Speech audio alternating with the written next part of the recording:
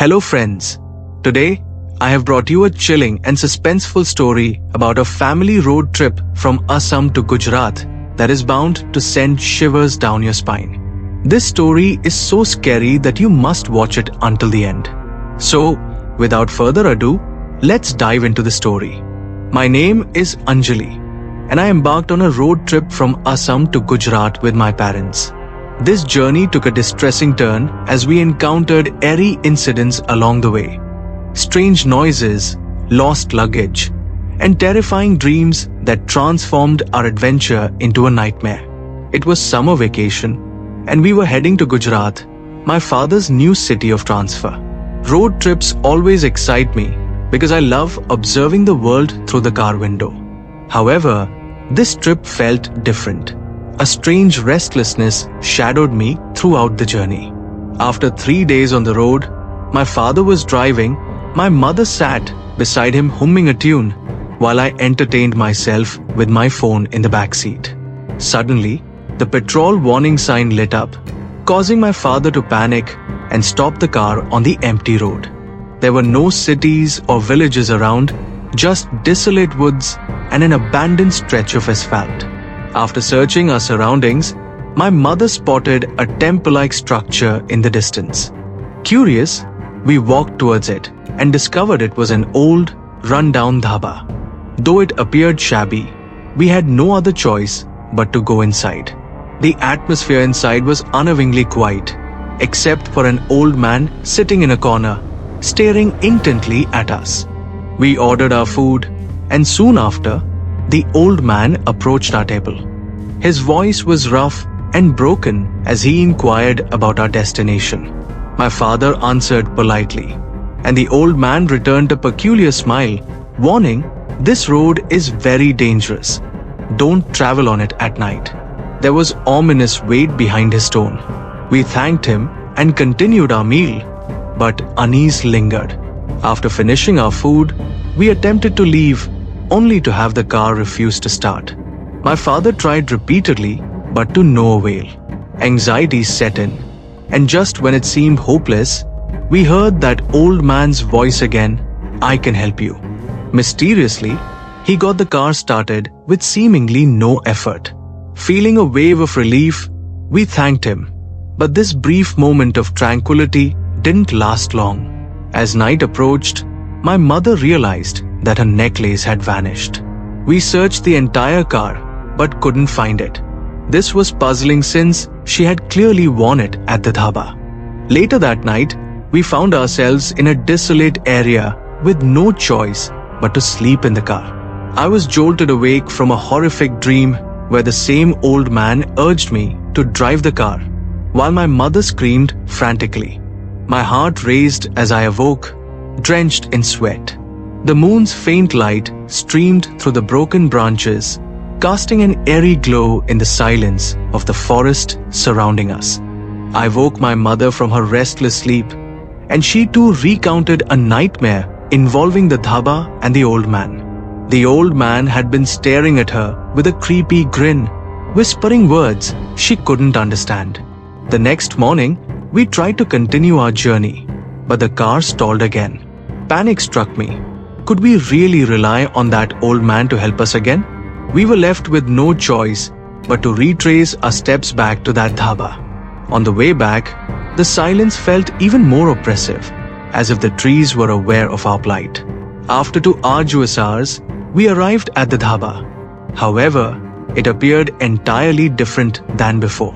The vibrant flags were missing, and the chairs that had previously been in disarray now stood eerily still. An unsettling chill ran through me as we entered the emptiness inside. The old man was nowhere to be found, and calling out yielded no responses.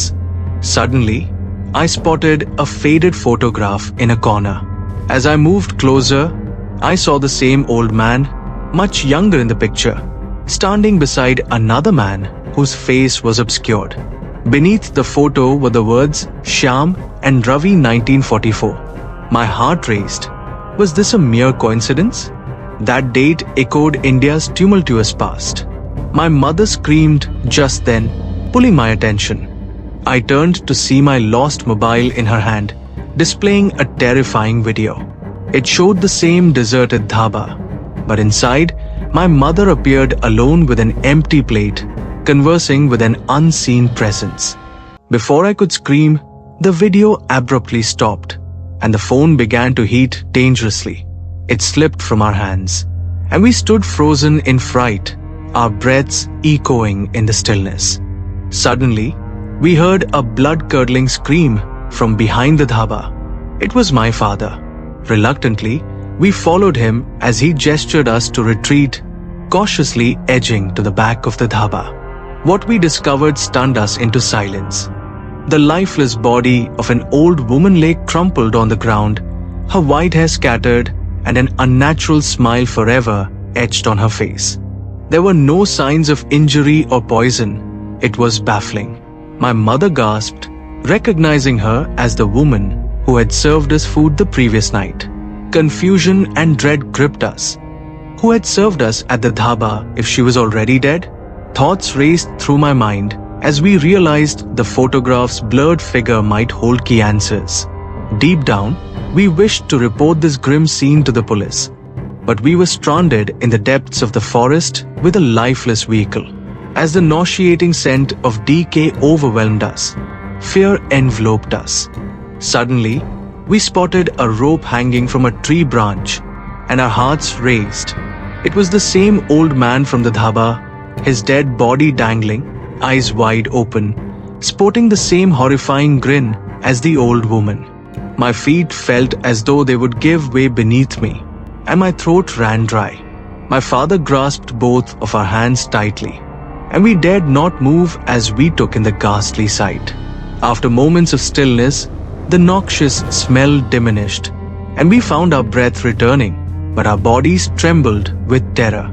My mother seemed to slip into unconsciousness, and my father hurried to support her. Just then, we heard the distant rumbling of a vehicle, igniting hope in our hearts. The truck driver we had met the day before soon arrived, looking perplexed. We recounted everything: the car failure, the deserted dhaba, the 2 dead bodies, and their haunting images. The truck driver listened attentively before revealing that the woman had been killed years ago, and her spirit remained trapped here, haunting those braves enough to wander through. A shiver ran through us. Was the old man to blame too? He suggested we seek refuge in his village, where we could spend the night and fix our car. Without hesitation, we agreed. As we followed his jeep through the thickening woods, sunset painted the sky in hues of gold and crimson, slicing our anxiety slightly.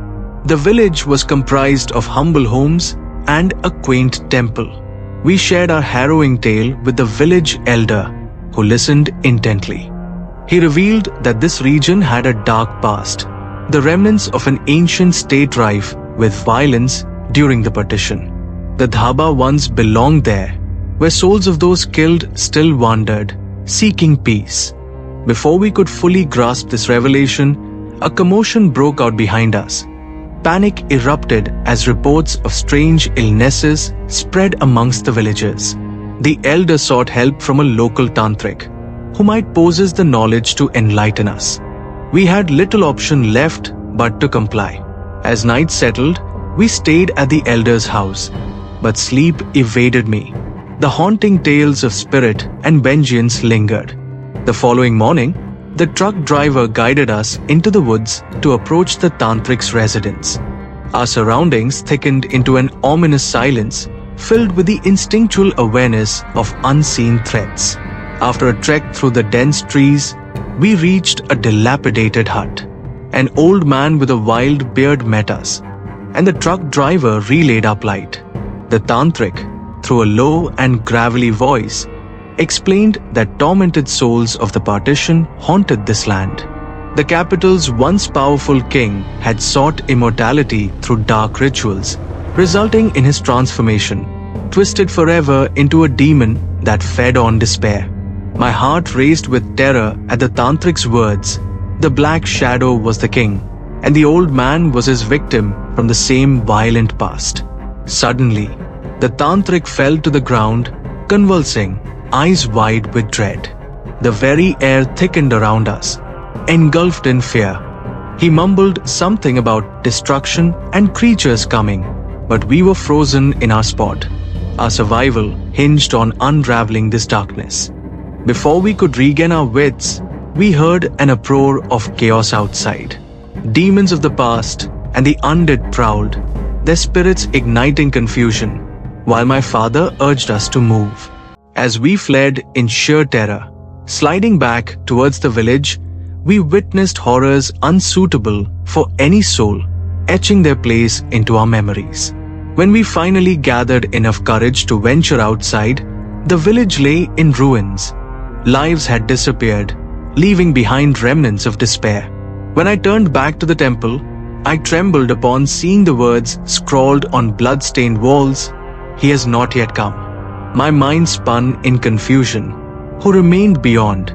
And could we survive until they arrived? Our suffocation amid haunting memories intensified as we discovered our car's condition had worsened. Its tires punctured and body warped.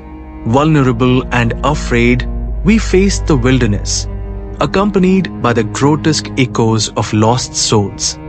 Then, from the depths of darkened thickets, a wild animal emerged.